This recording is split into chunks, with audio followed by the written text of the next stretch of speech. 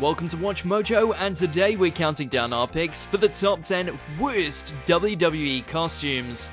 For this list, we'll be ranking the most outlandishly bad WTF or boneheaded costume decisions in WWE history. Because they can't all be winners, right?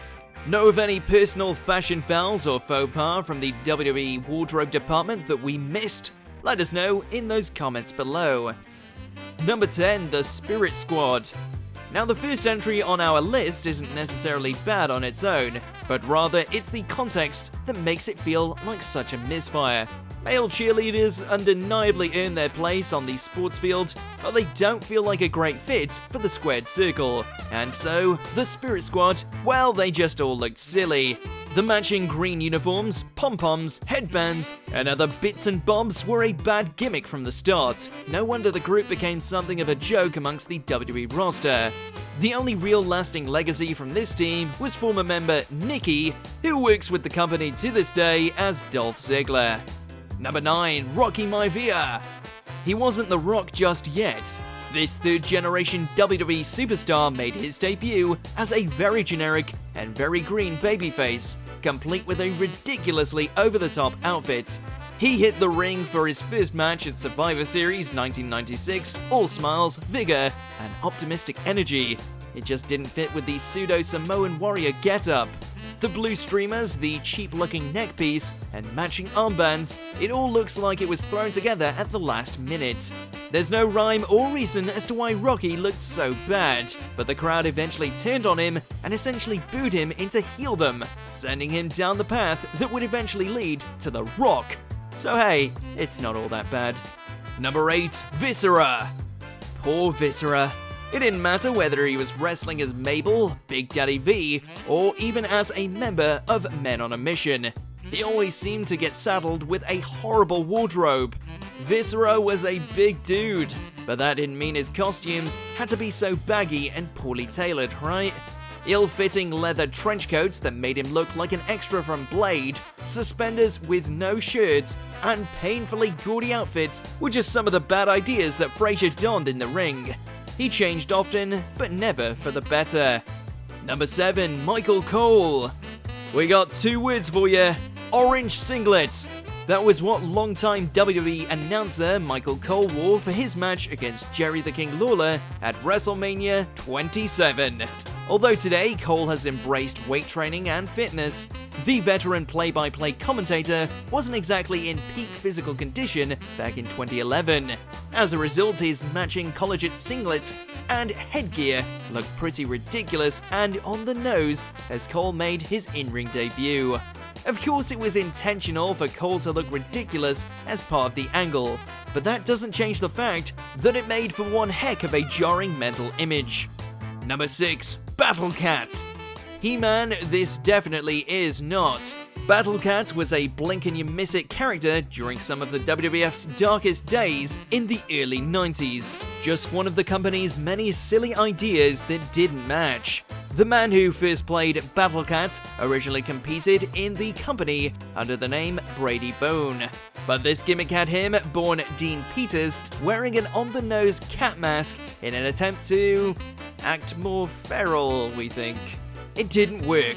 Not even when Battle Cat made claw shapes with his hands, or tried to use his cat-like agility to win matches. Chalk this one up to yet another bad idea that should have never made it to television. Number 5, the GOBBLEDY. It's one of the most infamous missteps in WWE history, a Survivor Series mystery that should have stayed that way.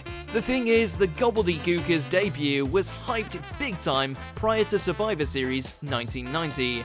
Everyone was on the edge of their seats, wondering what was lurking inside that giant egg.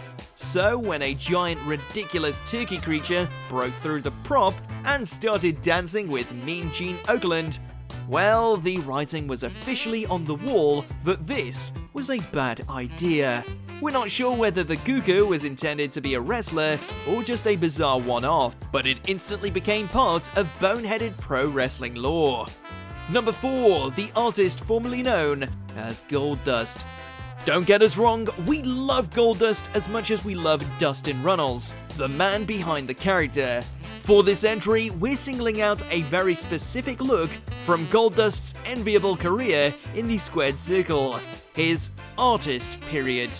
Maybe it was the ball gag, the unflattering cut of the clothes. Who are we kidding? It was the ball gag.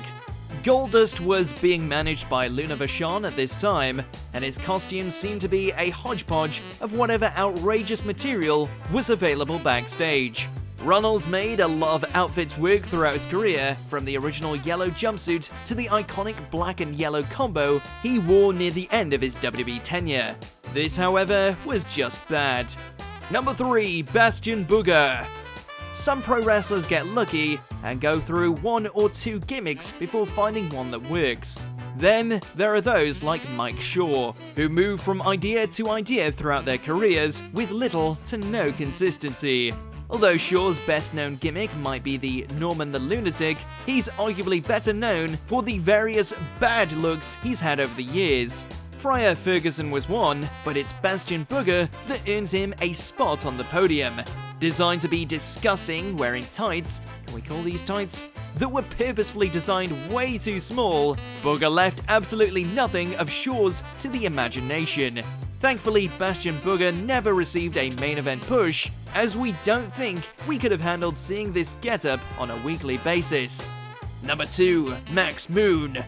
Beware, behind every bad gimmick, there just might lurk the heart of a champion.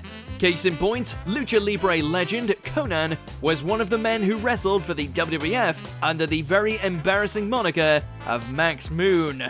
The idea behind the character is actually fairly solid, a real-life adaptation of a Japanese anime-styled cyborg, complete with a prop gimmick cannon. Unfortunately, the execution left much room for improvement.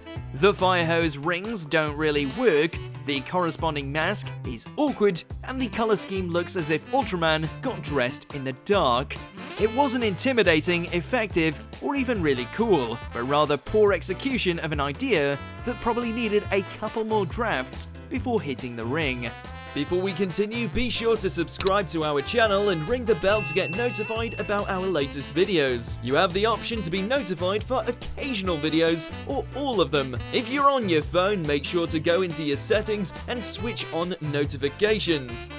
Number 1. Giant González. Someone out there knows exactly who it was that thought a giant furry mansuit was a good idea for the grandest stage of them all. George González was a basketball player turned professional wrestler who worked for WCW for a couple years before making his way to the WWE. The giant González suit, with fake anatomic muscles and body hair, debuted before the man's WrestleMania match against The Undertaker. But it's that mental image of González facing the dead man that's burned into the memories of many wrestling fans. Like, why couldn't we put the giant in normal clothes? Why the suit? We're still traumatized, and we want answers. Do you agree with our picks? Check out this other recent clip from WatchMojo, and be sure to subscribe and ring the bell to be notified about our latest videos.